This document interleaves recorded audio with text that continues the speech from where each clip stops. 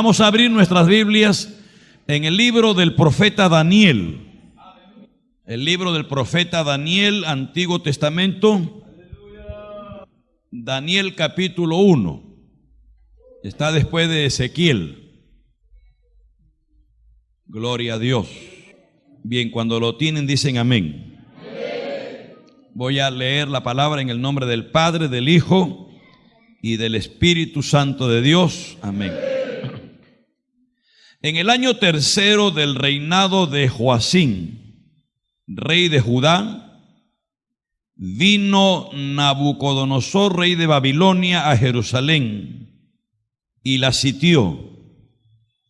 Y el Señor entregó en sus manos a Joacim, rey de Judá, y parte de los utensilios de la casa de Dios, y los trajo a tierra de Sinar, a la casa de su Dios, y colocó los utensilios en la casa del tesoro de su Dios.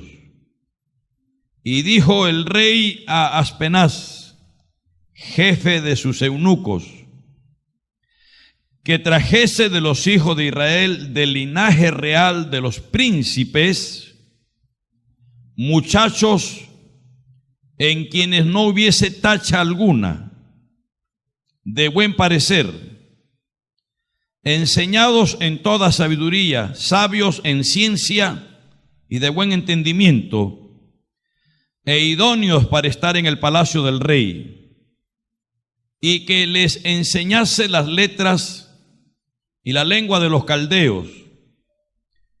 Y les señaló el rey ración para cada día, y de la provisión de la comida del rey y del vino que él bebía, y que los criase 3 años, para que al fin de ellos se presentasen delante del rey. Entre estos estaban Daniel, Ananías, Misael y Azarías, de los hijos de Judá. A estos el jefe de los eunucos puso nombres. Puso a Daniel Belsasar, a Ananías Sadrac, a Misael Mesac y a Azarías Abed-nego. Y Daniel propuso en su corazón, ¿qué dice? No contaminarse con la porción de la comida del rey, ni con el vino que él bebía. Pidió por tanto al jefe de los eunucos que no se le obligase a contaminarse. Y puso Dios a Daniel en gracia y en buena voluntad con el jefe de los eunucos. Y dijo el jefe de los eunucos a Daniel: temo a mi señor el rey, que señaló vuestra comida y vuestra bebida, pues luego que él vea vuestros rostros más pálidos que los de los muchachos que son semejantes a vosotros, condenaréis para con el rey mi cabeza. Entonces dijo Daniel a Melzar, que estaba puesto por el jefe de los eunucos sobre Daniel, Ananías, Misael y Azarías: te ruego que hagas la prueba con tus siervos por 10 días y nos den legumbres a comer y agua a beber. Compara luego nuestros rostros con los rostros de los muchachos que comen de la ración de la comida del rey, y haz después con tus siervos según veas. Consintió pues con ellos en esto y probó con ellos 10 días. Y al cabo de los 10 días pareció el rostro de ellos mejor y más robusto que el de los otros muchachos que comían de la porción de la comida del rey. Así pues Melzar se llevaba la porción de la comida de ellos y el vino que habían de beber, y les daba legumbres. A estos 4 muchachos Dios les dio conocimiento e inteligencia en todas las letras y ciencias.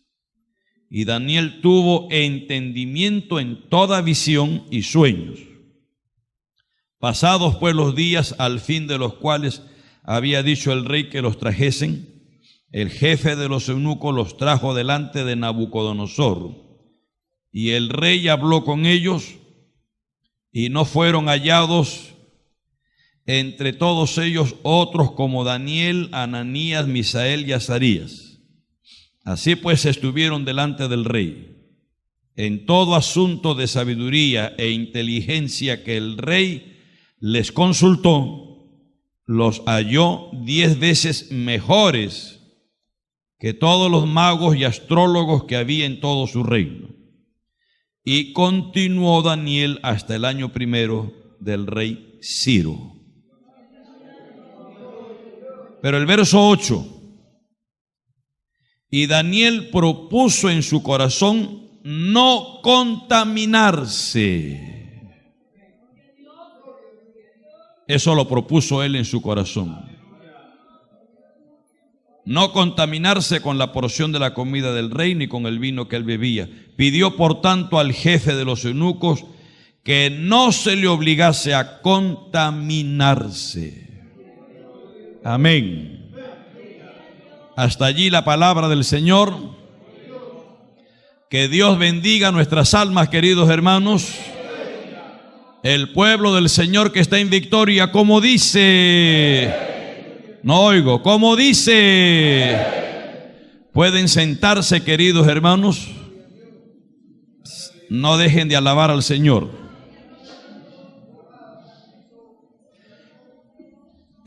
Yo buscaba ahí qué es lo que significa globalización. La globalización es un proceso económico, tecnológico, social y cultural en la creciente comunicación e interdependencia entre los distintos países del mundo, uniendo sus mercados, uniendo sus sociedades, uniendo sus culturas, a través de una serie de transformaciones sociales. Bueno, este es a grosso modo lo que los hombres entienden por globalización. Es la unión de las sociedades. Esto involucra derribar muros o derribar fronteras. En otras palabras, pasar del nacionalismo al continentalismo y del continentalismo pasar al universalismo. O sea, una sola raza. Esto es lo que promulgan, ¿no? Por eso ya esto está ensayándose. Está el mercado común europeo, que es, creo, lo más fuerte y lo que ya se viene desarrollando con más tiempo. Tenemos el Mercosur aquí, ¿no? Que son bloques. Y todo esto conlleva, repito, a que se vayan poco a poco derribando fronteras. Allá en Europa, usted llega a Europa, al menos las naciones que están dentro de este complejo, el mercado común europeo, ya usted puede pasar, usted toma un tren y puede pasar, hermanos, yendo por el tren, puede pasar de un país a otro y no nota fronteras.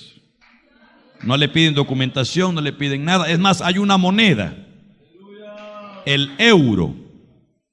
O sea, usted puede llegar a Italia y no necesita usar las liras italianas. Usted llega a España y no tiene que usar los pesos españoles. Usted llega a Alemania y no tiene que usar los marcos alemanes. Y así en cada país, ¿no?, que tiene sus monedas, los que están dentro de este mercado, hay una sola moneda, el euro. Y usted en el euro puede por todos esos países moverse, comercializar, y no hay restricciones. Bendito sea el nombre del Señor Jesús. Tendríamos que hablar de lo que es la cosmovisión, ¿no? ¿Qué cosa es la cosmovisión? ¿Cómo se ve al mundo? ¿Cómo se ve al universo? Desde la óptica nuestra. Nuestra cosmovisión es cómo Dios ve al mundo. nosotros vemos al mundo como Dios lo ve. Aleluya, gloria a Dios. Es decir, nosotros vemos a Dios en el centro y todo alrededor de Él. Pero la cosmovisión mundana, globalizada, ve al ser humano, al hombre, como el centro de todas las cosas. O sea, lo que trata es de entronar al hombre y todo alrededor de él. Bendito sea el nombre del Señor Jesús. Esto de la globalización no es nuevo. En realidad esto viene desde muy atrás. El intento humano, en realidad esto es humanismo puro. Puro humanismo. Detrás de todo esto, por supuesto que está el Dios de este siglo, que se llama Satanás, y que quiere gobernar este mundo. En realidad lo está gobernando bajo su sistema, ¿no? Pero está impeliendo al hombre, empujando al hombre a que caiga en esto, hermano. Esto ya lo vemos, como repito, no es novedad. Esto viene desde atrás. Tendríamos que ir a la Torre de Babel. Hagámonos, edifiquemos una ciudad. Hagámonos un nombre. Edifiquemos una torre.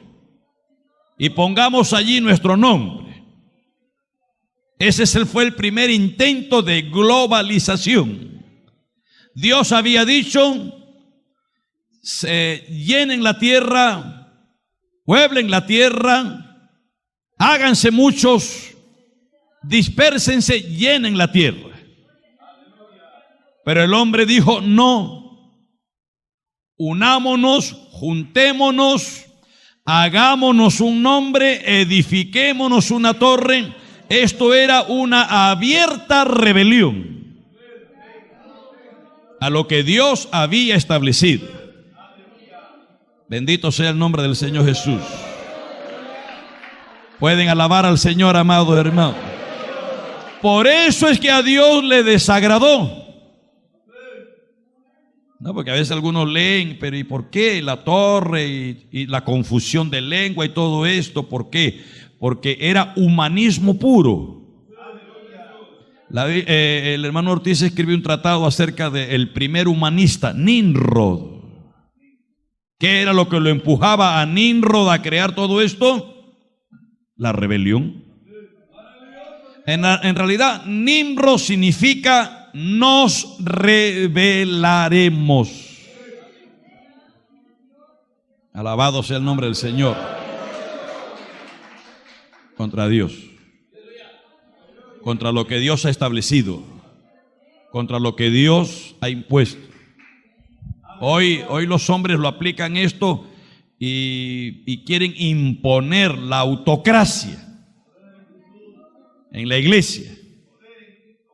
Y a veces es necesario obedecer a Dios antes que a los hombres, amados hermanos. Pero en esto era contra lo que Dios había establecido, hermano. ¿De dónde vino eso? Eso, Nimrod, nos revelaremos. ¿De dónde vino? Bueno, eso nace de un sentimiento de resentimiento. Tendríamos que ir al Génesis. Estamos en la escuela dominical, ¿no? Acompáñeme allá al Génesis, capítulo 9, ¿no?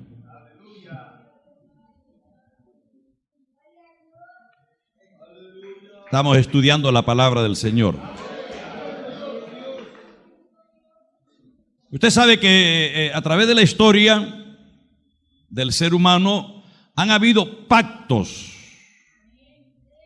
que Dios ha hecho diversos pactos con el hombre.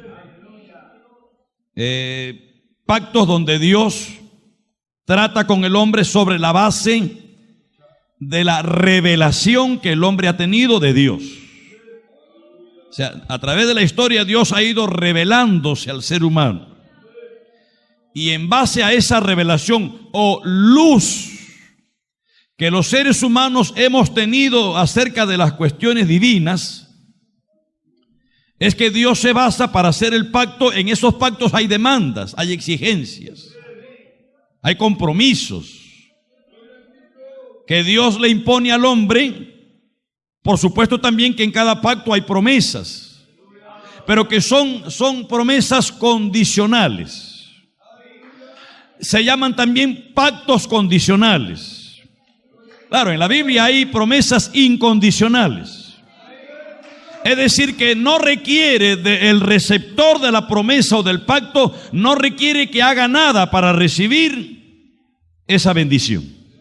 Pero hay promesas y hay pactos condicionales que sí exige y requiere que el receptor, en este caso el hombre, requiere y exige ciertas condiciones que cumpla para poder recibir esa promesa. ¿Me entienden, amados hermanos? Entonces, como digo, hubieron pactos que se hicieron. Tenemos 7 grandes pactos que hay en la Biblia. Hay otros pactos más, no está el pacto davídico, el pacto abrámico, el pacto palestino. Hay varios pactos más, pero hay 7 de esos grandes pactos que en la Biblia se conocen, ¿no? Está, por ejemplo, el pacto edénico o adánico, ¿no? El pacto que se hizo allí en el Edén. El pacto antediluviano. Alabado sea el nombre de Dios. El pacto de la inocencia, como se conoce, ¿no? Tenemos el pacto también postdiluviano, el que se hace con Noé, el pacto noénico. Aquí nos centramos, aquí nos ubicamos. Capítulo 8 de Génesis, verso 20. Gloria a Dios. ¿Ya lo tienen? Y edificó Noé un altar a Jehová, y tomó de todo animal limpio y de toda ave limpia, y ofreció holocausto en el altar. Esto es después que sale él del arca, después de ese diluvio de 40 días, 40 noches. La tierra estuvo anegada por 1 año y 20 días aproximadamente. Las aguas empezaron a decrecer paulatinamente, y cuando ya la tierra había sido descubierta nuevamente, entonces que Noé abre el arca y sale del arca. Lo primero que hace al salir del arca hace un altar. Y edificó Noé un altar a Jehová, y tomó de todo animal limpio y de toda ave limpia, y ofreció holocausto en el altar. Y verso seguido dice: y percibió Jehová olor grato, y dijo Jehová en su corazón: no volveré más a maldecir la tierra por causa del hombre, porque el intento del corazón del hombre es malo desde su juventud. Ni volveré más a destruir todo ser viviente como he hecho. Mientras la tierra permanezca, no cesarán la sementera y la siega. No cesará el frío y el calor. No cesará el verano y el invierno, el día y la noche. Eso es palabra de Dios, amado hermano. Mientras la tierra permanezca, no va a cesar la sementera, no va a cesar la siega, es decir, las cosechas. No va a cesar el frío y el calor, este interludio de cambios de clima, verano y invierno, primavera, otoño, día y noche, no va a cesar. Es decir, lo que estamos viviendo hasta ahora. Han pasado miles de años y sigue. Hoy estamos de día, pasan las horas, llegará la noche. Llegará el día otra vez, llegaremos al verano, después pasaremos al otoño y al invierno, y así sucesivamente, porque Dios así lo ha dicho. Amén. Y bendijo Dios a Noé y a sus hijos, y les dijo: fructificad y multiplicaos, y llenad la tierra. El temor y el miedo de vosotros estarán sobre todo animal de la tierra y sobre toda ave de los cielos. En todo lo que se mueva sobre la tierra y en todos los peces del mar en vuestras manos son entregados. Todo lo que se mueve y vive os será para mantenimiento, así como las legumbres y plantas verdes os lo he dado todo. Pero carne con su vida, que es su sangre, no comeréis. Y esto lo vemos desde aquí, mire. Y a través de la Biblia. Y llegamos al Nuevo Testamento, y llegamos al libro de los Hechos, llegamos al capítulo 15, el primer concilio de la iglesia en Jerusalén, y ahí es que se da entonces las directrices para la iglesia. Y dentro de las directrices, que es que se abstengan de fornicación, que se abstengan de comer animal ahogado, que se abstengan de comer sacrificado a ídolos, que se abstengan de comer sangre. Por eso es que nosotros no comemos la sangre de los animales. Parece que algunos todavía lo hacen. Si lo está haciendo, no lo haga más. La morcilla, el relleno, que era tan rico y que comía, yo también lo comía. Yo me acuerdo todos los domingos, a veces me levantaba y me iba a buscar mi pan con morcilla o con chicharrón y comía, qué rico. Pero desde el día que conocí la palabra de Dios, no he vuelto a comer sangre de animal, amado hermano. Y usted tampoco lo haga, porque Dios lo ha prohibido. Aleluya. Ya estamos aprendiendo algo ya entonces, gloria a Dios. Verso 5, porque ciertamente demandaré la sangre de vuestras vidas, de mano de todo animal la demandaré, y de mano de hombre, de mano del varón su hermano, demandaré la vida del hombre. El que derramare sangre de hombre, por el hombre su sangre será derramada, porque a imagen de Dios es hecho el hombre. Y aquí establece el gobierno humano el Señor. Yo no sé, los países, los hombres la pegan de no sé qué, pero ya se dan el grito y el escalofrío porque se habla de la pena de muerte, cuando esto está establecido por Dios. El hombre que derrame sangre de hombre, su sangre será derramada por el hombre, porque a imagen de Dios ha sido hecho el hombre. Y esto es la pena capital, pues. Bueno, no vamos a hablar aquí de eso. Verso 7. Mas vosotros fructificad y multiplicaos, procread abundantemente en la tierra y multiplicaos en ella.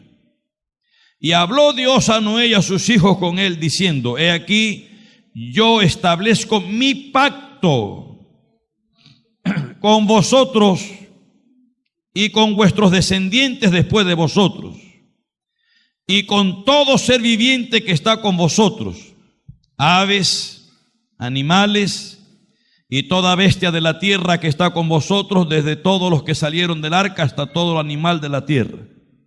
Estableceré mi pacto con vosotros, y no exterminaré ya más toda carne con aguas de diluvio, ni habrá más diluvio para destruir la tierra. Está hablando de un diluvio universal. Dice Dios, no más va a haber diluvio universal. Hay aniegos, ya viene la corriente del Niño, y usted sabe, allá en la zona del norte, en Tumbes, Piura, Lambayeque, esas zonas se aniegan, vienen las tormentas, vienen los huaicos, pero universalmente Dios ha dicho que no va a haber. Y como prueba de que es veraz lo que está diciendo, dice el verso 12, y dijo Dios: esta es la señal del pacto que yo establezco entre mí y vosotros y todo ser viviente que está con vosotros por siglos perpetuos. Mi arco he puesto en las nubes, el cual será por señal del pacto entre mí y la tierra. Y sucederá que cuando haga venir nubes sobre la tierra, y se dejará ver entonces mi arco en las nubes, y me acordaré del pacto mío que hay entre mí y vosotros y todo ser viviente de toda carne, y no habrá más diluvio de aguas para destruir toda carne. Estará el arco en las nubes y lo veré, y me acordaré del pacto perpetuo entre Dios y todo ser viviente con toda carne que hay sobre la tierra. Dijo pues Dios a Noé: esta es la señal del pacto que he establecido entre mí y toda carne que está sobre la tierra. Lo que conocemos como el arco iris. ¿Cuántos de ustedes han tenido oportunidad de ver ese arco iris, hermano? Todos. Aún hasta acá en Lima a veces se ha visto. Pero usted allá en la sierra y en la selva, usted lo ve más claramente, hermano, nítidamente. Ahí se ve cuando en un día de lluvia y de repente en medio de la lluvia sale el sol. Ahí aparece el arco. Durante años no sabíamos lo que significaba, ahora sabemos qué significa. El arco iris significa la señal del pacto. Y los hijos de Noé que salieron del arca fueron Sem, Can y Jafet. Y Can es el padre de Canaán. Estos tres son los hijos de Noé, y de ellos fue llena toda la tierra. Después comenzó Noé a labrar la tierra y plantó una viña y bebió del vino y se embriagó. O sea, Noé se emborrachó. Por eso la Biblia prohíbe las bebidas embriagantes. Nosotros como pueblo de Dios no bebemos bebidas embriagantes. Aún la Santa Cena que tomamos es jugo de uva no macerado, no fermentado. Es jugo de uva recién exprimido. Claro que a la hora que vamos a orar lo consagramos y entonces deja de ser jugo común y pasa a ser jugo consagrado, no común, por la oración.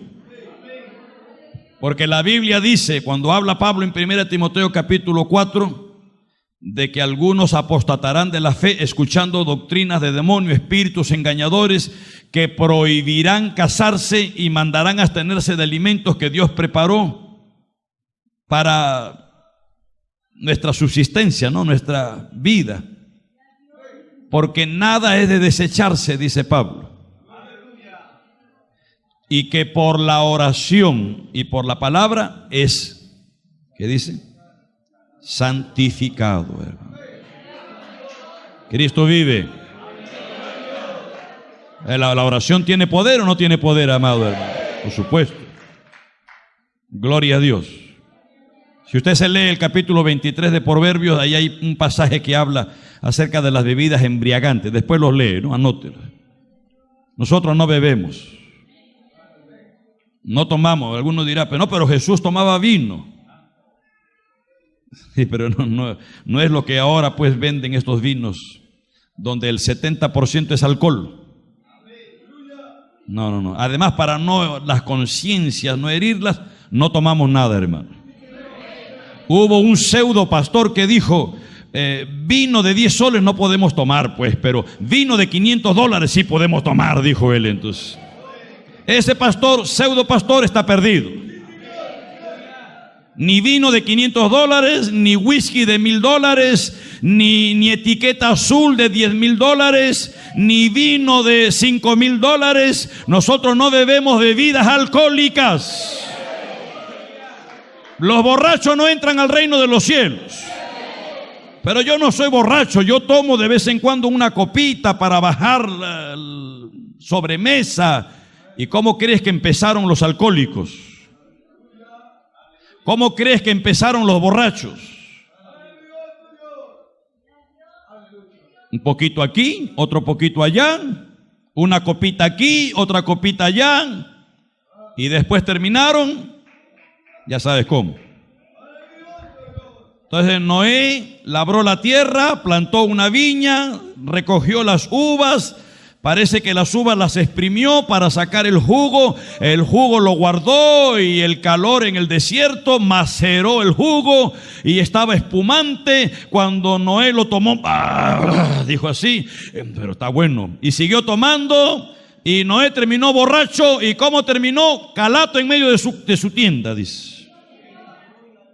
Bebió del vino, se embriagó y estaba descubierto en medio de su tienda. Y Can, padre de Canaán, vio la desnudez de su padre y lo dijo a sus hermanos que estaban afuera. Parece que este Cam salió riéndose. Y cuando salió a Sem y a Jafet le dijo, oye, el viejo está calato allá en medio de la tienda, hombre. Y se burló viendo la desnudez de su padre. ¿Qué hicieron sus otros hermanos Sem y Jafet? Tomaron la ropa de su padre, la pusieron sobre sus hombros y andando hacia atrás, cubrieron la desnudez de su padre, teniendo vueltos sus rostros, y así no vieron la desnudez de su padre. ¿Quién les enseñó eso? Si no había ley. La ley se dio muchos siglos después. Donde Dios introduce en la ley, no verás la desnudez de tu padre ni de tu madre. El hermano no verá la desnudez de su hermana, ni la hermana verá la desnudez de su hermano. El hijo no verá la desnudez de su madre, ni la hija la desnudez de su padre, porque es abominación a Jehová. ¿Quién les enseñó esto a Jafet, a Sem? La conciencia. ¿Qué es la conciencia? La voz de Dios, que Dios ha puesto en cada ser humano, que le apercibe, que le amonesta, que le advierte, que le habla. Es como una señal de peligro que se prende cuando hay algo incorrecto dentro del ser humano. Por eso en Romanos capítulo 2, el apóstol Pablo dice: los que no oyeron la ley de Dios, los que no conocieron el mensaje del evangelio, los que nunca supieron el mensaje del evangelio, serán juzgados por su conciencia. Porque la conciencia actúa ya sea como un abogado defensor o como un fiscal acusador. Nadie se va a escapar de eso. Nadie, hermano. Podrá decir alguien: yo no sabía, pero en su conciencia sabe que sí sabía. Esa conciencia, hay conciencias que se han cauterizado. Claro, hay personas que han pecado y pecado y pecado tanto ya, que ya no les afecta. Es como un creyente. Se mantiene santo, inocente, pero entonces se descuida, y por descuido, por negligencia, comete una falta grave, hasta un pecado. Eso lo golpea, lo redarguye, se humilla, pero mañana vuelve a hacerlo. Entonces ahora ya es más difícil. Sí, el Espíritu sigue tratando y sigue sintiendo cierto aguijón allí, pero lo sigue haciendo y lo sigue haciendo. Llega un momento en que esa voz se apaga. La conciencia se cauteriza. Ya no hay una voz que lo redarguye. Por eso, hermano, que hay que, como dice Pablo, tratar de mantener una conciencia limpia delante de Dios. Bueno, ellos cubrieron la desnudez de su padre. Cuando despertó Noé de su embriaguez y supo lo que le había hecho su hijo más joven, Can, dijo: maldito sea Canaán, siervo de siervos será a sus hermanos. Y dijo más: bendito por Jehová mi Dios sea Sem, y sea Canaán su siervo. Engrandezca Dios a Jafet, y habite en las tiendas de Sem, y sea Canaán su siervo. Y vivió Noé después del diluvio 350 años, y fueron todos los días de Noé 950 años, y murió. Gloria al nombre de Dios. Alabado sea el nombre del Señor Jesús. Seguimos leyendo un poquito más. Estas son las generaciones de los hijos de Noé, Sem, Can y Jafet, a quienes nacieron hijos después del diluvio. Los hijos de Jafet: Gomer, Magog, Madai, Javán, Tubal, Mesec y Tira. Los hijos de Gomer: Askenaz, Rifat, Togarma. Los hijos de Javán: Elisa, Tarsis, Quitín y Dodanín. De estos se poblaron las costas, cada cual según su lengua, conforme a sus familias en sus naciones. Los hijos de Can: Cus, Misraín, Fud y Canaán. Los hijos de Cus: Seba, Ávila, Sapta, Rahama, Sapteca. los hijos de Raama, Seba y Dedán. Y Cus, hijo de Can, ¿no? Cus engendró a Nimrod, quien llegó a ser el primer poderoso en la tierra. Este fue vigoroso cazador delante de Jehová, por lo cual se dice así como Nimrod, vigoroso cazador delante de Jehová. Vigoroso en hebreo significa tirano, poderoso, inicuo. La Biblia de Jerusalén dice, y se hizo prepotente. Gloria a Dios. ¿Qué cosa es el humanismo? El humanismo es la filosofía que busca separar al hombre de la idea de Dios y a todo aquello con lo que él se relaciona. En otras palabras, el humanismo es la postergación de Dios y la glorificación del hombre. Nimrod significa nos rebelaremos. Esta maldición que Noé hace caer sobre su hijo Can fue resentido. Can se resintió. Claro, imagínense. El padre lo maldice y le dice, siervo serás a tus hermanos, por lo que él había hecho, ¿no? Bueno, Can fue resentido. Pero ese resentimiento se lo transmite a su hijo, Cus. Y cuando Cus engendra a Nimrod, ya el resentimiento se había convertido ya en una protesta. Por eso es que Nimrod significa nos rebelaremos.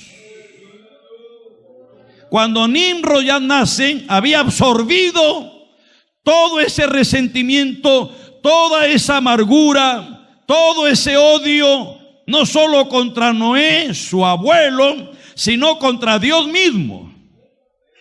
Por eso la edificación, repito, de Babel era humanismo puro. En otras palabras, ellos lo que querían es Nimrod, que se hizo vigoroso cazador. En ese tiempo la tierra estaba llena de animales salvajes. Y Nimrod, que era vigoroso, era fuerte, cazaba animales, bestias salvajes. Pero entonces él dijo, tenemos que organizarnos para poder defendernos contra, al principio, las bestias salvajes. Y tenemos que organizarnos. Hagámonos una ciudad, hagámonos un reino. Al principio empezó como defendiéndose de las bestias salvajes. Pero en el corazón lo que había, hermano, era más bien una rebelión contra Dios. Y esto comenzó a transmitirlo.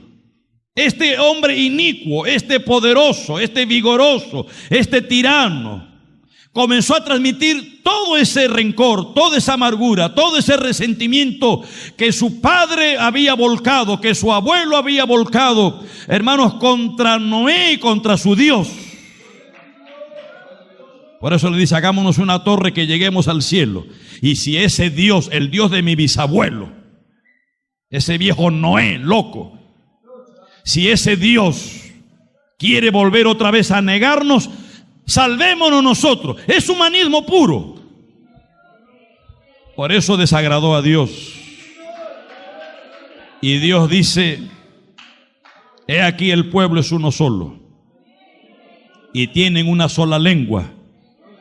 Y no van a desistir en su intento de edificar esa torre. Así que descendamos y confundamos la religión de Babel, el endiosamiento del hombre, el egocentrismo del hombre. La globalización no es otra cosa que eso. Ya les digo, el primer intento de globalización fue aquí. De allí han habido muchos intentos, los imperios, Egipto, A través de los imperios, el hombre siempre ha querido globalizar, es decir, llegar a gobernar el mundo entero.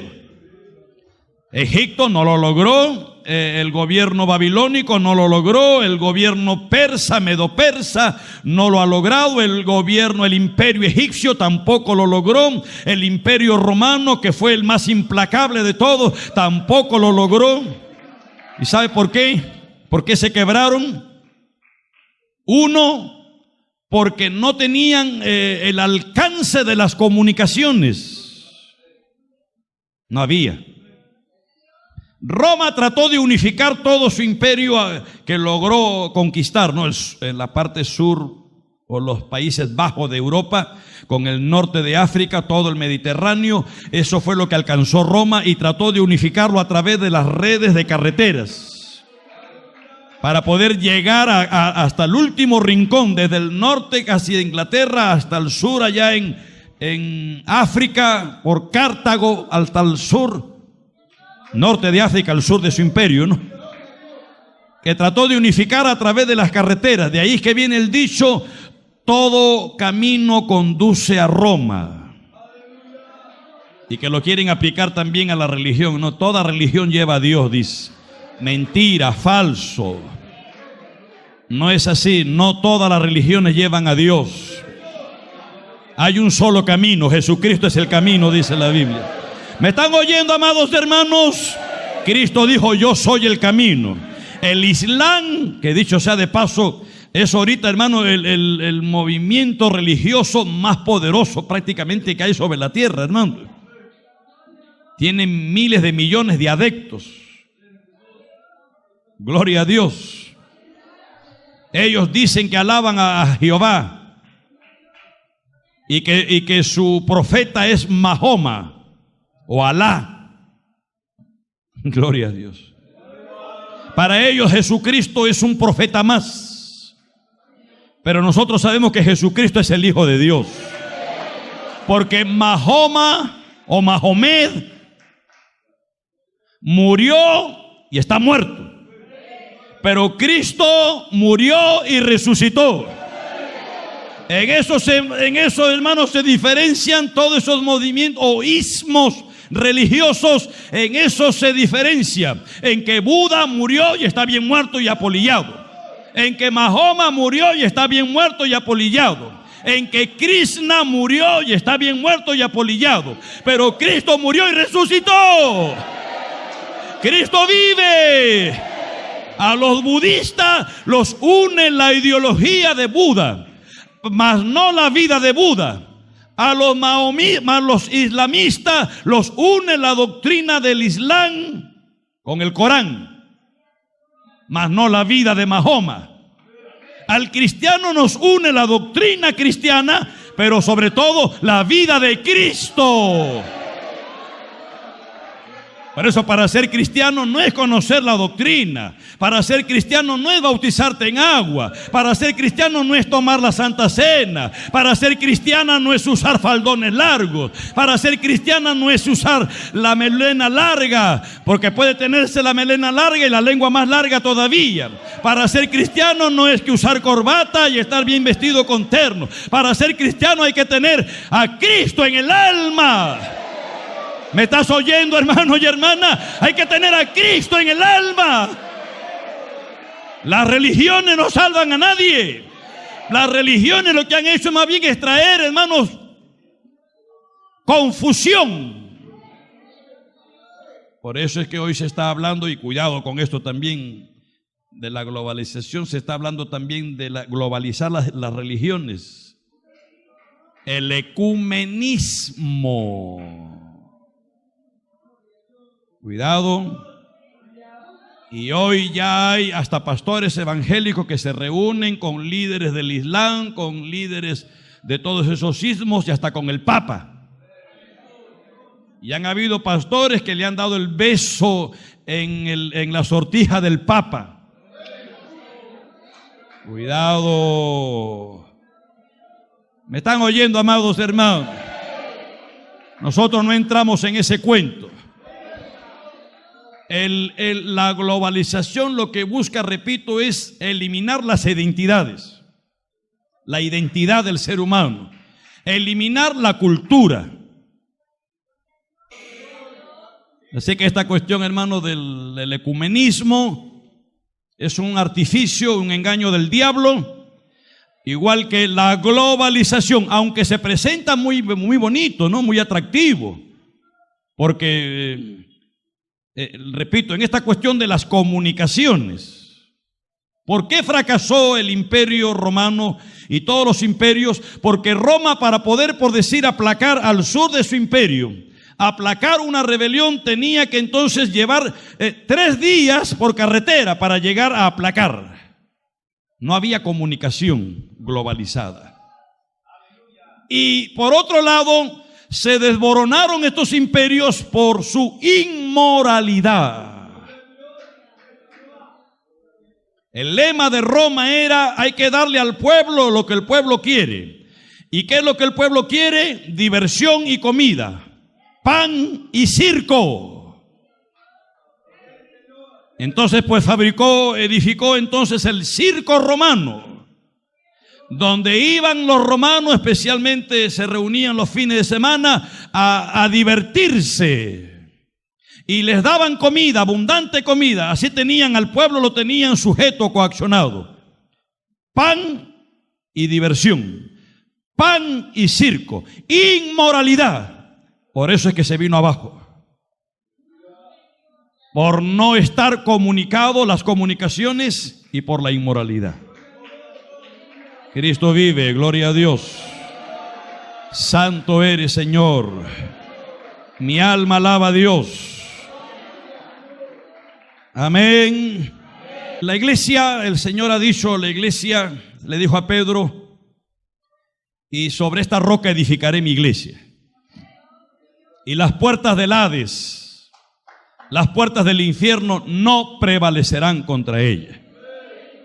¿Cuántos lo creen también, amado hermano? Y eso es cierto, la iglesia no va a desaparecer. Aunque ha tenido épocas, han habido estadios tan terribles que la iglesia ha tenido que enfrentar, hermanos. Ha sido muy duro. Pero la iglesia se mantiene su identidad siempre, el pueblo de Dios, ¿no? El remanente. Siempre ha mantenido su identidad. Aunque los panoramas han cambiado, a través de los siglos han sido diferentes. Por ejemplo, la iglesia naciente. La iglesia nace en un panorama judaico, medio del judaísmo.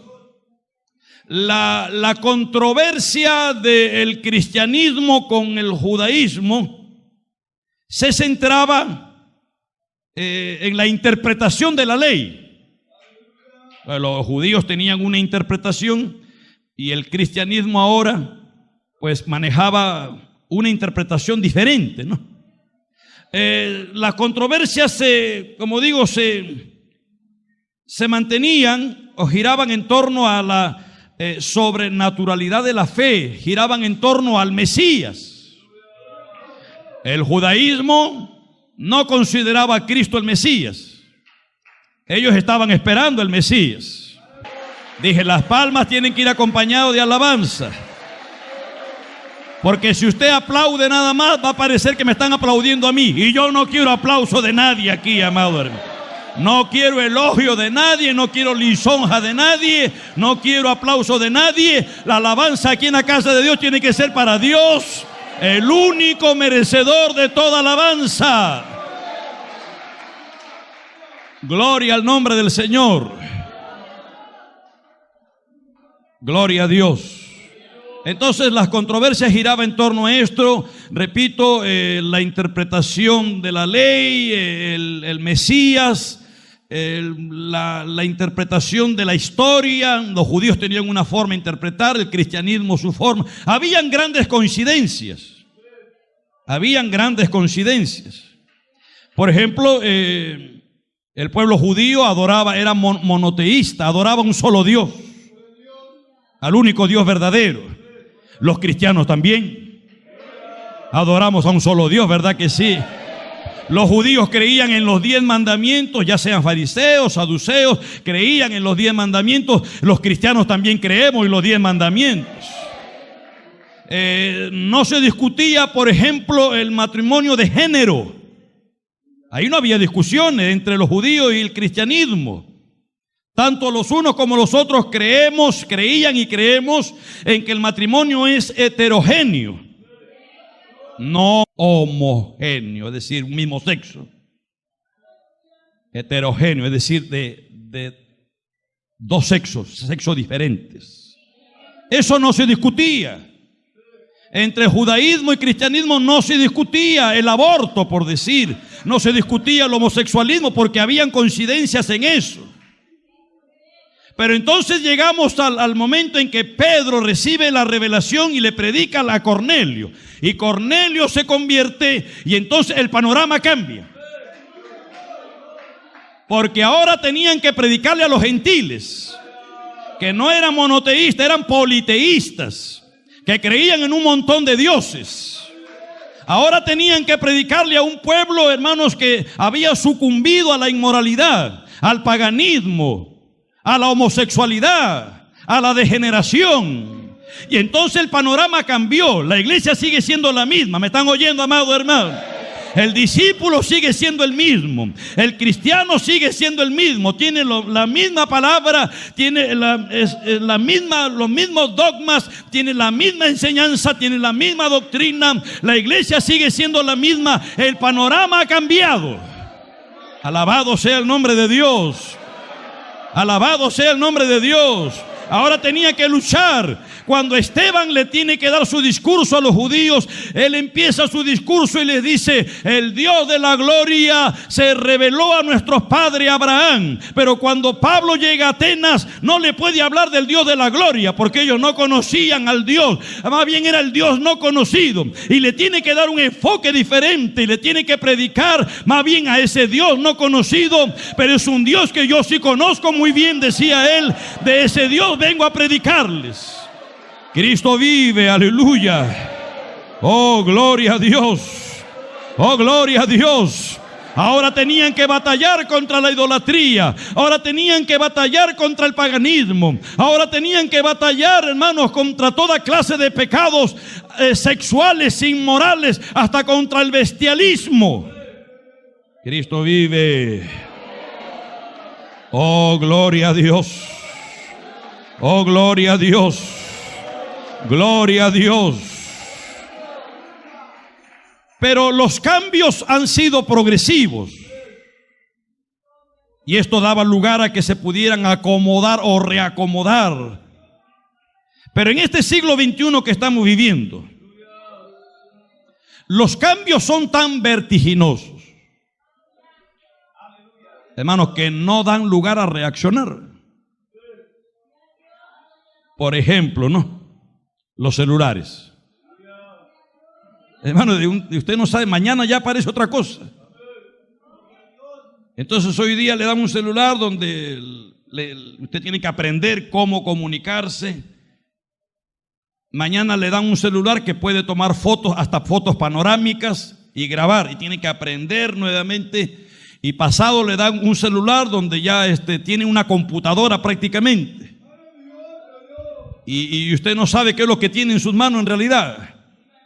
Si es un celular para comunicarse, si es una cámara fotográfica o filmadora, si es una tablet o computadora, ya no sabe qué es lo que tiene en sus manos. Lo que tiene es un engendro del infierno. Ya sabía que me iban a mirar así ya. Pero yo creo eso, hermano. Yo conozco a una persona que ella vive sin celular y vive muy bien, tranquila. Creo que es la única en el mundo. Y una vez le pregunté: ¿y por qué no usan? ¿Para qué? Dice: para vivir en ese estrés. Sí, porque hay gente que sufren de celularitis. Basta con usted ir a un lugar y en medio de la multitud sentarse, un aeropuerto por decir, donde usted tiene que esperar 1 o 2 horas ahí sentado, y póngase a observar a las personas. Y usted lo va a ver que ya hasta matrimonio ya ni conversan. Cada cual está por su lado hablando con su celular. Y pueden pasar horas. Por eso es que los celulares son una maldición. Aleluya. Ya comenzó este pastor con sus extravagancias. Y si le digo que las redes sociales son infernales, peor todavía. Para mí las redes sociales es la cloaca del mundo, porque allí el mundo arroja toda la inmundicia y porquería que tienen. Y lo voy a seguir diciendo, y lo voy a seguir predicando. Las redes sociales, el Facebook, el Twitter y toda esa obra diabólica, todo eso entra dentro de la globalización, pues. Ese es el mundo cambiante, el mundo globalizado. Es decir, un mundo donde se derriben las fronteras, donde ya no haya nacionalidades, que se pase del nacionalismo, repito, al continentalismo. Un continente, pero no que quede allí, del continentalismo pasar al universalismo, que es lo que el anticristo quiere y va a usar. Por eso es que le digo, la globalización, aunque es atractiva y aunque tienes mucho a favor, ¿no? Porque habla de la comercialización, de el quitarle aranceles, y a través de la globalización que se derriban fronteras, entonces los aranceles bajarlos y poder comercializar de un país a otro, de un continente a otro, donde no hayan aranceles, donde no hayan pasaportes, donde no hayan necesidad de visas. Esto está avanzando. Ya les digo, la Unión Europea es el ejemplo más palpable. Y ahora se está extendiendo ya, por ejemplo, el Perú ya ahora no necesita visa para entrar, esa visa Schengen, para entrar al mercado común europeo, para entrar a Europa, ya no la necesita. Y otros países más de aquí del sur, ¿no? Bolivia, Colombia. Y esto se está extendiendo porque tiene que globalizarse. Tiene que el mundo entero estar interconectado. Y para lograr eso, las comunicaciones. ¿Por qué cree que esto de la comunicación está avanzando a pasos agigantados, enormes? ¿Por qué? Porque a través de esto de la comunicación es que se logra la globalización. Ya les dije que los imperios fracasaron en su intento de hacer. Adolfo Hitler también fue uno que quiso gobernar el mundo entero, globalizar, pero no lo logró. La comunicación es importantísima. Y hoy a través de la internet y de los hiper, porque vivimos en una época de hiper, donde esto nos está aplastando, los hipermercados. Usted ve que eso sigue avanzando y sigue avanzando. Los hiper, los monstruos, los gigantes, que eso es lo que impacta e impresiona a la gente. Gloria a Dios. Lamentablemente hasta dentro de la iglesia se ha metido esa idea, hermano. Megas construcciones, hipers. Y eso es lo que impacta, eso es lo que impresiona. Y eso es lo que arrastra a la gente. Pero la iglesia nunca ha sido así. La iglesia siempre ha sido manada pequeña. Aleluya, gloria al nombre de Dios. Pero esto de lo hipermercados. Usted entra a un hipermercado de eso y usted no sabe, porque mire, yo por la gracia de Dios he estado en algunos países, tanto en América como en Europa también he llegado, y todos los supermercados, los hipermercados son iguales. Usted se mete al Jockey, usted se mete al que está más allá arriba, ¿cómo se llama? El Mega Plaza Norte, y todos esos hiper, usted se mete. Hermano, yo he estado en Panamá, he estado en Costa Rica, he estado también en Estados Unidos, he estado en Europa, en Madrid, y he entrado a esos lugares. Todos son iguales. Las mismas ofertas, los mismos productos, las mismas tiendas, las mismas formas, las mismas modas. La misma moda, hermano. O sea, la globalización lo que quiere es hacer del hombre un mecanismo robótico. Entonces tenemos las hipercomunicaciones también. Que usted puede estar, hermanos, comunicando a través del internet, y usted puede estar aquí y virtualmente puede estar allá en el Asia, puede estar en Europa, puede estar en el África, en todo el mundo, interconectados. Santo es el Señor, gloria a Dios. Sigue alabando, gloria a Dios. Aleluya. Aleluya. Alabado sea el nombre del Señor. Cristo vive. En el área moral también está globalizada. La inmoralidad ha llegado, mire, a través de la internet, si llega, bien es cierto, llegan los grandes inventos y alcances, pero también toda la inmundicia, y perdone la expresión, toda la porquería que hay en esos países que se llaman súper desarrollados, también usted los mete a su casa. Por eso hasta en lo moral también está globalizándose toda la inmoralidad. Por eso es que el Espíritu Santo dice, cuando habla ya en Romanos capítulo 12, no os conforméis a este siglo malo. Es decir, no te dejes modelar, no te dejes que te amolden las modas de este mundo. La iglesia no se deja guiar por las modas. La iglesia no se gobierna por las modas y los criterios de este mundo. La iglesia tiene su propio criterio, la palabra de Dios.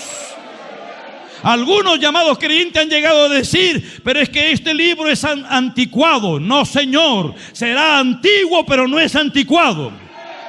Aquí hay verdades absolutas. Aquí hay verdades universales.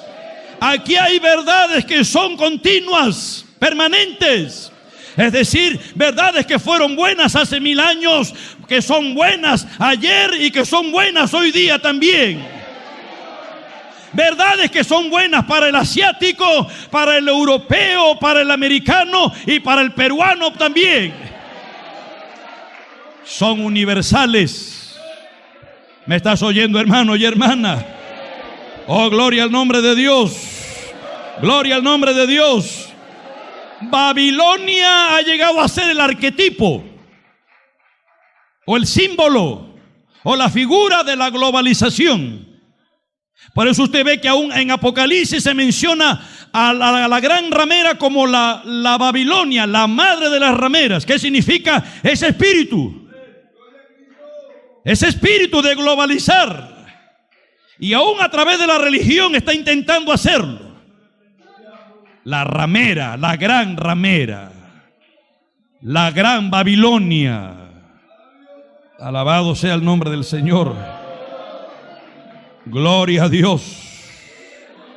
Gloria a Dios.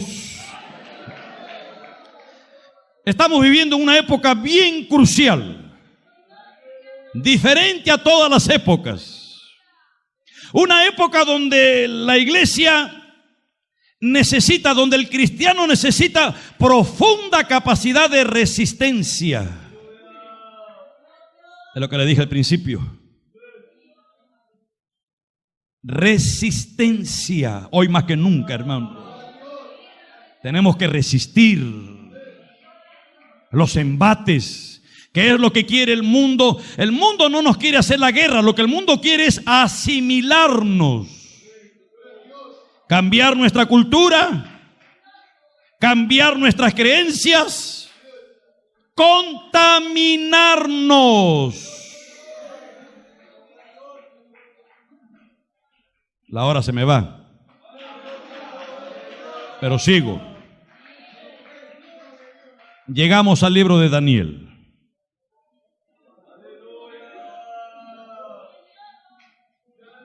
¿Sabe cuáles son o quiénes son los más vulnerables? a este sistema de globalización, este intento satánico para mí. Yo no sé si después de esto usted seguirá creyendo que la globalización es buena. Bueno, usted puede tener sus criterios y usted puede tener el enfoque, la cosmovisión mundana que tienen los hombres del mundo. Si usted no ha nacido de nuevo, su cosmovisión, que no es otra cosa que los lentes con que se mire el mundo. Si usted ha nacido de nuevo, usted tiene que mirar el mundo con los lentes de Dios a través de la Biblia. Su cosmovisión tiene que ser teocéntrica. El mundo tiene una cosmovisión diferente, donde pone al hombre como el centro. El humanismo, repito. El hombre es el centro del universo. Pero para el cristiano, Dios es el centro del universo. ¿Cuál es uno de los métodos que la globalización, Satanás a través de este sistema quiere neutralizar, asimilarnos? Y repito, los más vulnerables son los jóvenes. Por eso les hablaba el viernes a los jóvenes: acuérdate de tu Creador en los días de tu juventud, antes que lleguen los días malos, ¿no? Ya después hablaremos de eso otro día. Pero asimilarlos, en otras palabras, derribar su identidad, que se comporten como ellos. Y esto se ve mucho allá en las universidades, en los centros de estudios superiores, en las escuelas. Por eso Estados Unidos, que fue una nación, porque Estados Unidos ya no es cristiana. Como nación ya no es cristiana. Una nación fundada sobre, valga la redundancia, fundamentos cristianos. Cuando allá hace unos siglos atrás, los cuáqueros ingleses, que salieron huyendo de las persecuciones para ver nuevos horizontes, llegaron a Norteamérica y se establecieron allí y fundaron una nación, lo que hoy es los Estados Unidos de América. Al principio era una nación que adoraba a Dios, una nación que engrandecía a Dios, una nación que tenía por ley y norma la palabra de Dios. Hoy ya no hay. Se ha batallado, se ha luchado. Mi esposa me estaba el otro día comentando un artículo de una mujer, no recuerdo el nombre, ella lo estaba viendo. Una mujer que era atea, que luchó. Madeleine se llamaba esa mujer, atea, diabólica, que luchó para que la palabra, la Biblia y la oración se quitara de las escuelas. Y lo logró. Lo logró, hermano. Hoy en Estados Unidos no se puede, según dicen algunos que han visto estas cosas, no se puede andar, hermanos, con símbolos cristianos visibles, porque eso sería una ofensa al que practica otra religión, al islamismo especialmente, que hay bastante en Estados Unidos. Tienen que quitarse todo símbolo. No puedes tú andar libremente, no puedes repartir tratados, porque hasta la cárcel puedes ir, porque eso puede ofender al que practica otra religión. Es terrible lo que está ocurriendo en Estados Unidos. Bendito sea el nombre de Dios. ¿Pero qué está dando por resultado todo eso? Crímenes terribles, aberrantes, que nunca antes se ha oído, hermano. Porque han querido borrar de las mentes de las personas la palabra de Dios. Esa es la táctica de Satanás. Mire aquí lo que intentó Nabucodonosor al querer globalizar todo esto. ¿Qué es lo que intentó? Mire, por ejemplo, los nombres. Daniel significa Dios es mi juez. Ananías, el Señor ha tenido gracia. Misael, alguien que viene de Dios. Azarías, el Señor es mi ayudador. Para un judío el nombre era muy significativo. Es decir, los judíos no ponían nombre a sus hijos por moda. Salió el nombre de Mark Anthony. Yo quiero que mi hijo se llame Mark Anthony también. Y le pongo Mark Anthony. Y quiero que mi hijo se llame Jefferson. Jefferson le pongo. No. Los judíos no funcionaban así, hermano. Más bien ellos diseñaban el nombre. A veces el nombre era compuesto, pero tenía un significado, y más que un significado, hermano, lo que en el nombre ellos querían plasmar o representar el carácter y la naturaleza de la relación del judío con su Dios. Los nombres de los judíos tienen un significado directamente con su Dios. Por eso cuando ellos le cambiaron los nombres. A Daniel le pusieron Belsasar, que significa, Belsasar, el tesoro o el secreto de Bel, que era uno de sus dioses. A Ananías le pusieron Sadrach, que significa la inspiración del sol. A Misael, Mesac, alguien que pertenece a la diosa Sesac. Y a Azarías, Abel-Nego, siervo de Nego, sus dioses egipcios, sus dioses babilónicos. ¿Qué es lo que querían? ¿Qué es lo que intentaban erradicar su identidad? Por eso usted los ve hoy a los jóvenes. Y usted los ve, hermano, yo los veo cómo caminan, cómo van a los centros de estudio, a las universidades. Todos se visten igual. Todos. Y a veces uno se pone a ver y dice, no hay nadie que se vista diferente. Y si usted encuentra uno, es como un lunar. Y tiene que ser cristiano. Porque el que es cristiano en el templo, es cristiano afuera del templo, es cristiano en la universidad, es cristiano en el centro de estudio superior, es cristiano en el colegio, es cristiano en el centro de trabajo, es cristiano en todo lugar. Dicen amén. El cristianismo no es un hábito que usted se lo pone algunos días de la semana o algunos meses del año, como hacen los sinvergüenzas que ahora se visten de muy morado, pero son tremendos borrachos. ¿Dónde está Ñañe? Cargador de la cuadrilla 18.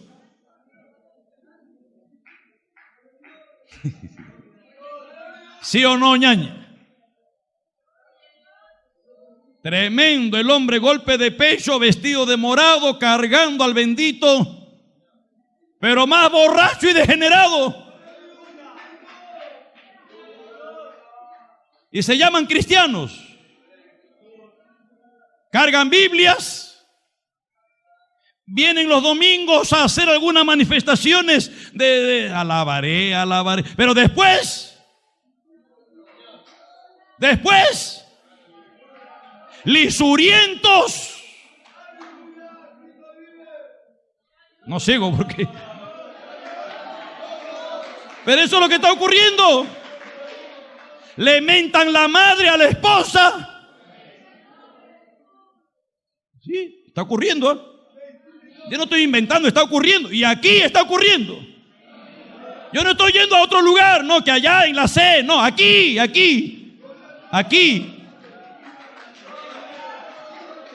Si eso no es con usted, alaba a Dios, pues, gloria a Dios. ¿Qué clase de cristianismo estás viviendo? ¿Un cristianismo de lengua? ¿Un cristianismo de oído? Alabado sea el Señor. Pero la identidad, y repito, los más vulnerables son nuestros jóvenes. Están siendo penetrados, permeados.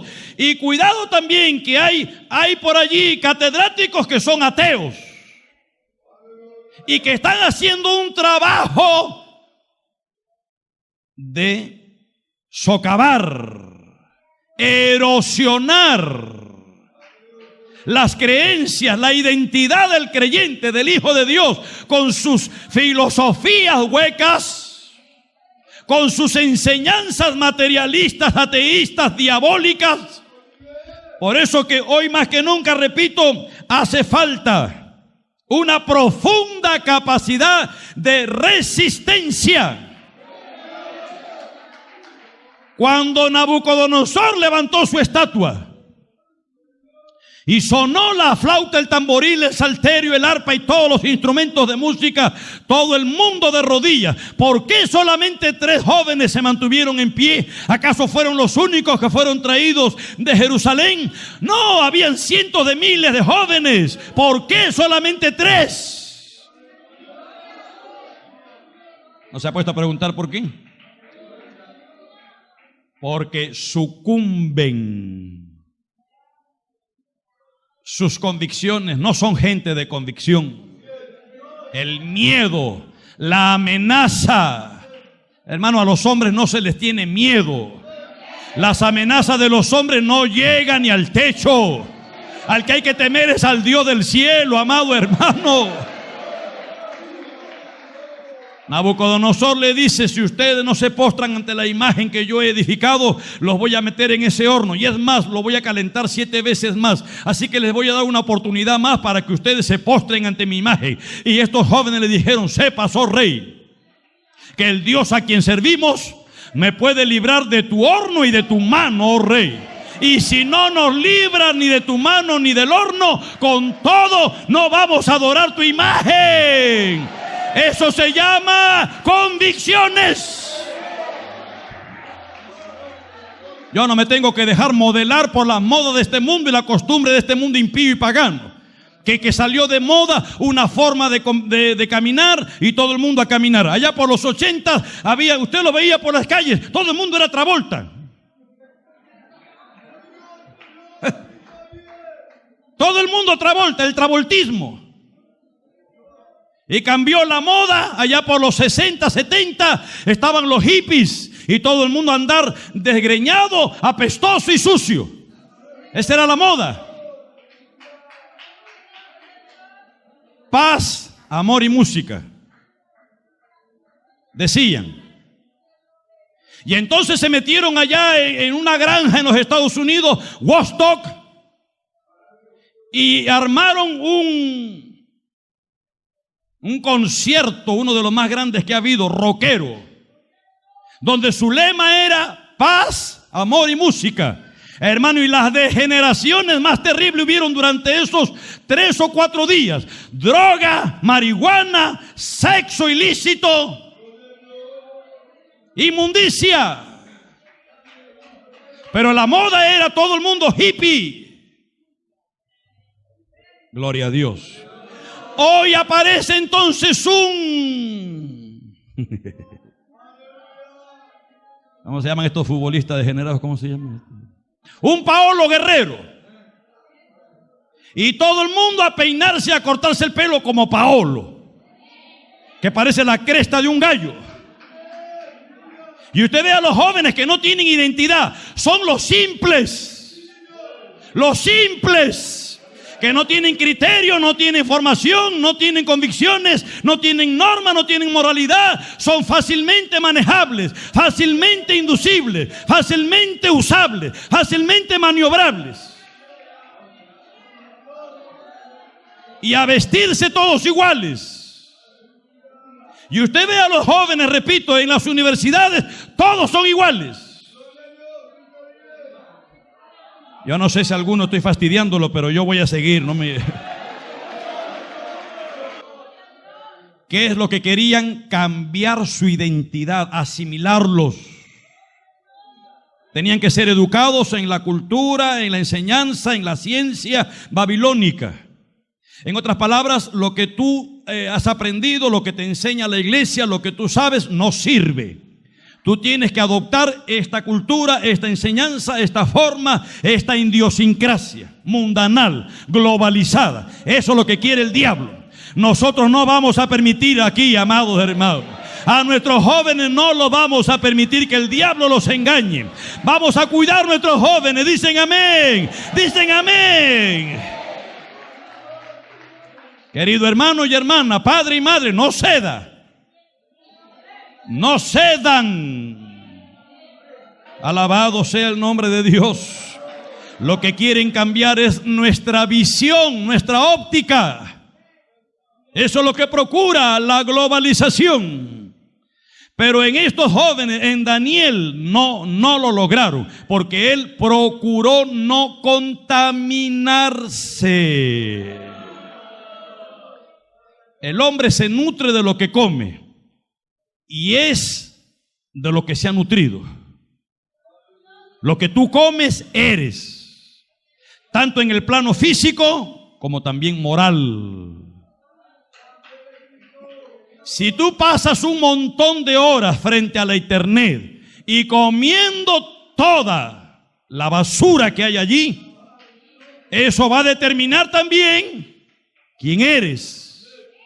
Si tú vives pegado y pegada a la televisión, viendo esto es guerra, viendo combate, viendo yo soy. Si vives ahí pegado viendo a todos esos homosexuales, porque esa es la moda ahora, la homosexualidad en las pantallas de televisión, y vives comiendo toda esa basura, eso serás. Te estás contaminando. Si tú vives pegado allí en las redes sociales, intercambiando y intercambiando, toda esa basura la estás asimilando. Pero si tú vives pegado a la rodilla, vives pegado a la Biblia y leyendo la Biblia, nadie se ha vuelto loco por leer la Biblia. Esa será tu identidad. ¿De qué te estás alimentando? Es una sociedad pagana, hermano. En esta sociedad hay solamente dos tipos de personas: los que se manejan o se mueven por sus principios, los que frente a los desafíos de la vida se preguntan qué debo hacer, ¿será lo mejor lo que hago? Aquellos que tienen imperativos morales son los que tienen una línea de conducta de acuerdo a la Biblia, a la palabra. Son los que tienen principios irrenunciables. Son los que tienen compromisos espirituales. Salmo 15.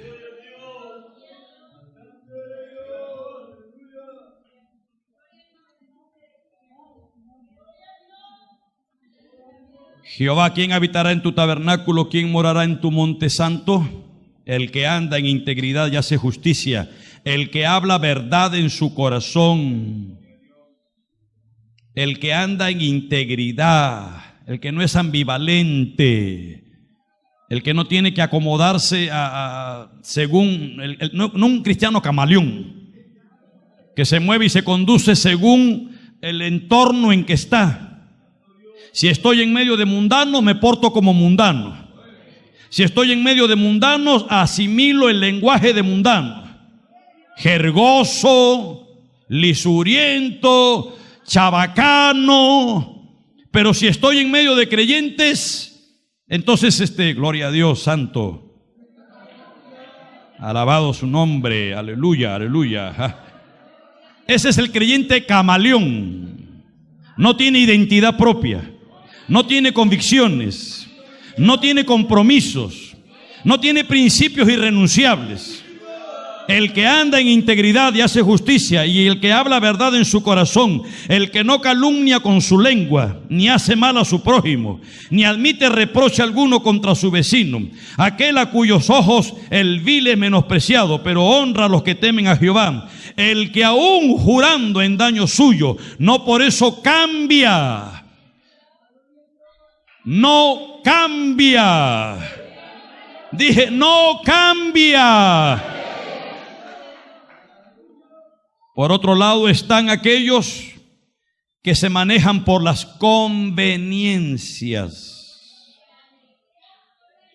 Aquellos que dicen ante las circunstancias qué me conviene hacer, qué me va a dar más dinero, qué me va a dar más fama, qué me va a dar más poder. Son personas simples, manejables fácilmente.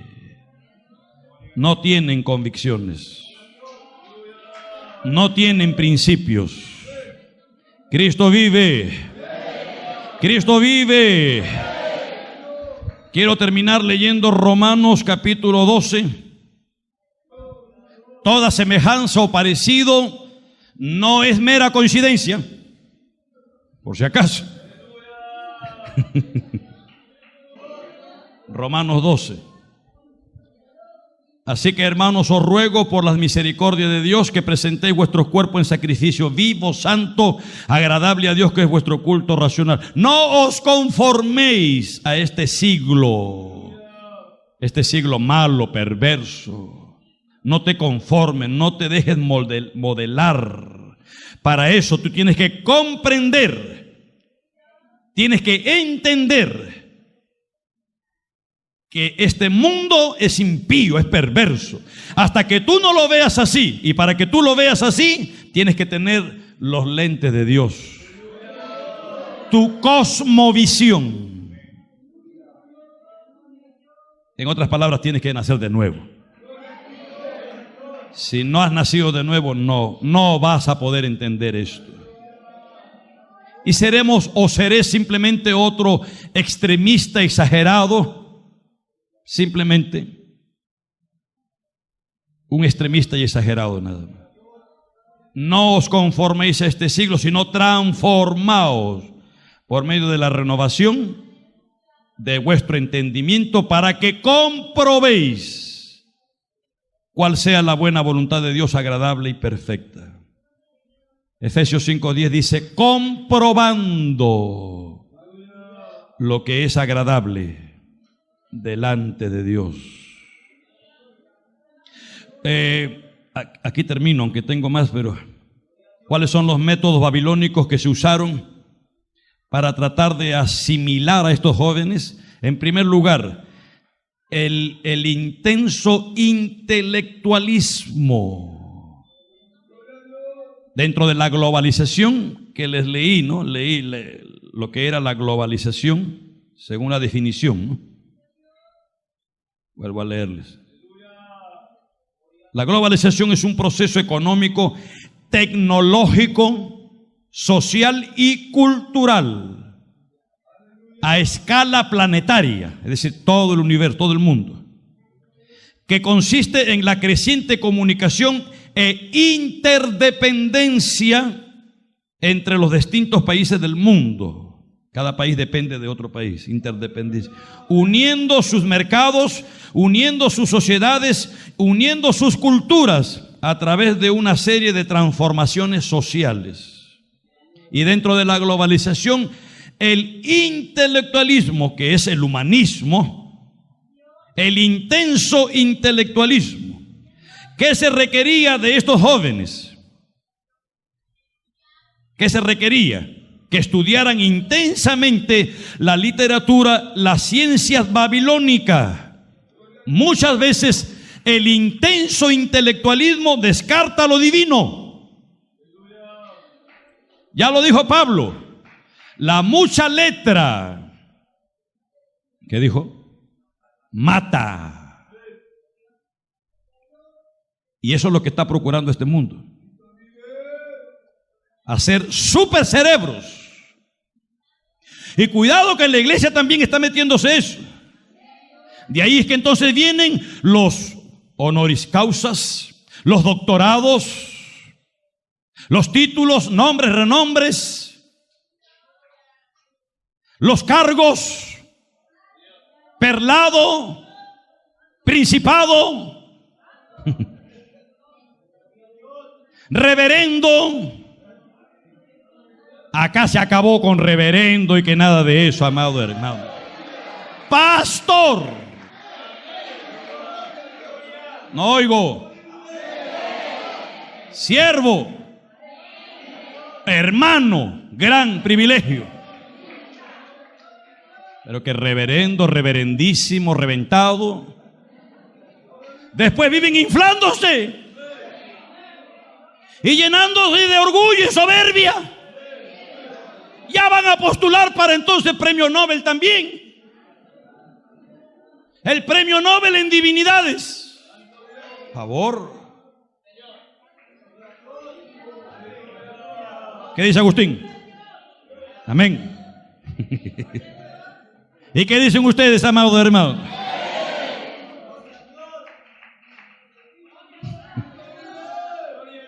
El mucho intelectualismo, que dice Albert también. Está escondido. Se llenan la cabeza, se llenan la cabeza, se llenan la cabeza. Y se convierten en ratones de biblioteca. No queremos ratones de biblioteca. Queremos gente espiritual que busquen a Dios, hermano. Cristo vive. El materialismo. Aquí vivimos en una época donde hay una carrera loca por adquirir cosas materiales. En realidad vivimos en una sociedad del consumismo. La gente espera el fin de mes y reciben el cheque o el salario y les queman las manos. Tienen que correr. Y correr a los super hipermercados, la oferta del día, a macro. Hay que correr, porque le quema la plata en las manos. A consumir. Esa es la sociedad que vivimos, una sociedad consumista. El materialismo.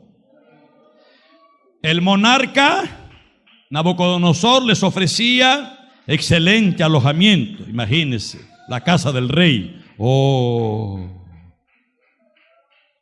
Hoteles 5 estrellas.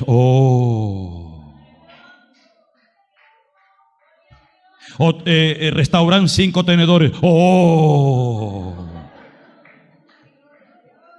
Ese es el problema, hermano. El monarca les ofrecía excelente alojamiento, cuando el Hijo de Dios no tenía una almohada donde recostar su cabeza. Hoy hay pastores que tienen casas de millones de soles.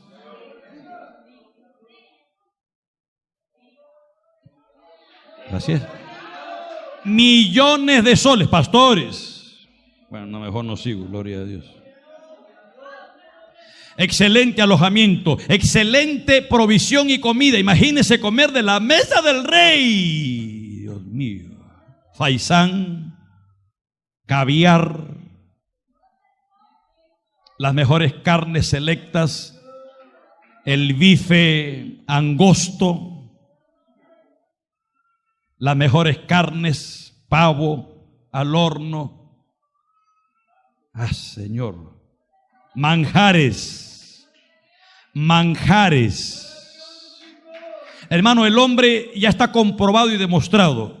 El hombre, el cristiano, sabe moverse y conducirse mejor en la escasez que en la abundancia. La abundancia le hace daño a la iglesia. La abundancia le hace daño al creyente. Mire Estados Unidos.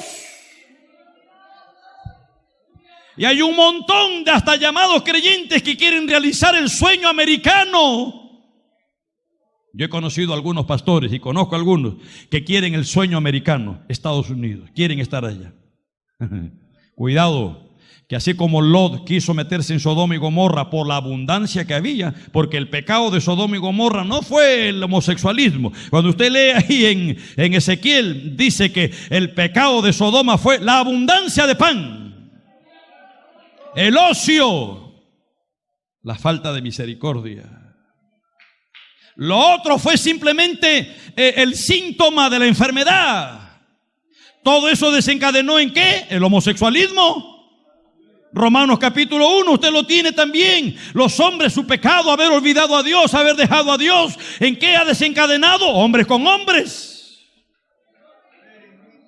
Y Lot fue arrimándose y arrimándose hasta que se metió el sueño sodomita.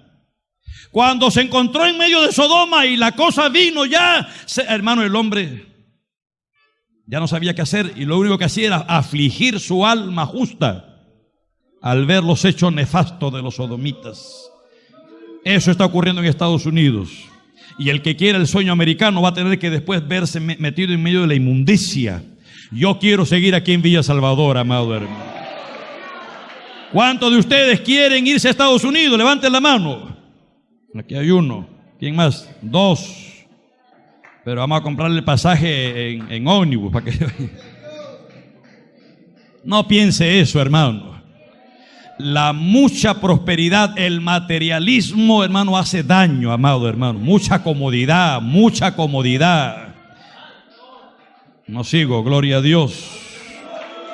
Y el tercer método que ya les mencioné, el paganismo, cambiar sus nombres, quitarle su identidad, restarle su identidad, quitarle su cultura, quitarle sus creencias, erradicar de su mente. Y tú sigues creyendo eso que te enseña allí ese gritón allí en el 15. Eso es tontería, hombre, no está comprobado. A ver, compruébame, ¿dónde está Dios? Yo quiero saber dónde está Dios. Demuéstrame que Dios existe y yo me meto también en tu iglesia. Mentiroso, hijo del diablo.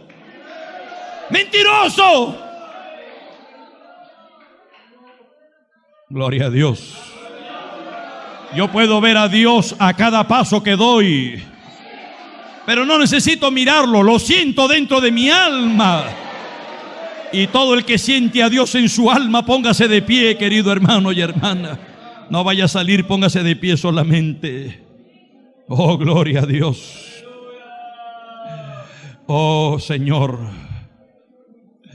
Hermano, hermana, no permitamos que estas estratagemas diabólicas, la globalización que está llegando, no dejemos que esto nos absorba, hermano.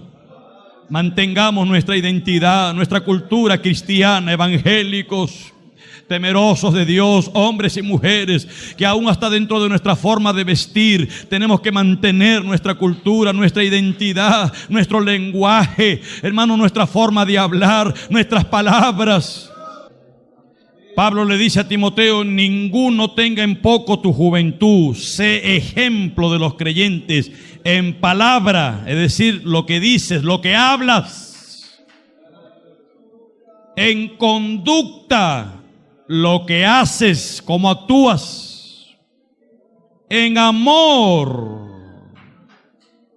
lo que sientes, lo que deseas en tu alma, en espíritu y fe, lo que crees, lo que profesas, en pureza, lo que piensas y sientes. Es decir, en toda tu manera de vivir.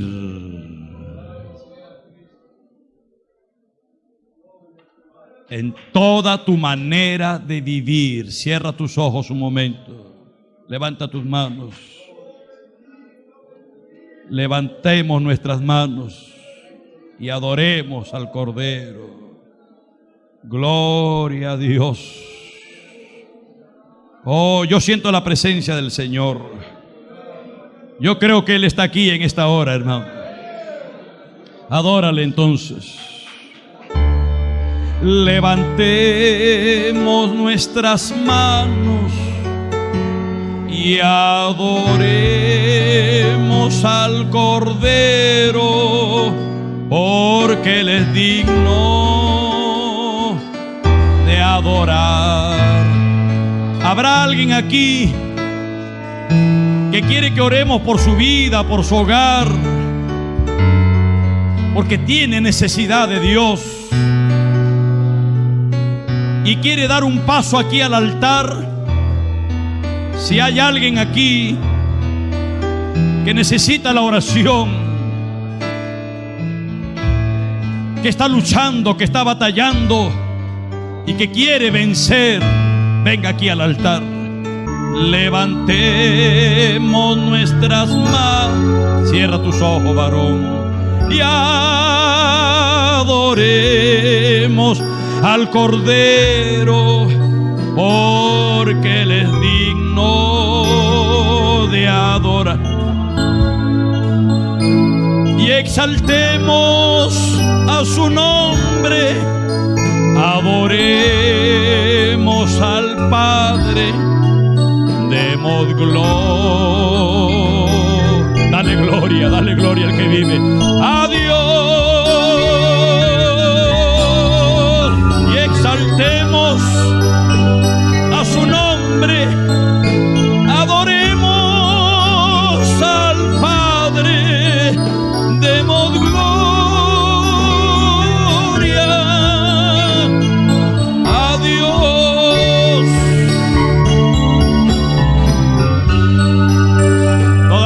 iglesia adorando, toda la iglesia. A mi Dios sea la gloria. Oh, demos gloria a Dios, demos gloria al que vive, demos gloria a Dios. Gracias, Señor, dígale. Gracias por tu presencia, Señor. Gracias, Señor, que trae paz a mi alma. Paz a mi alma. Amén.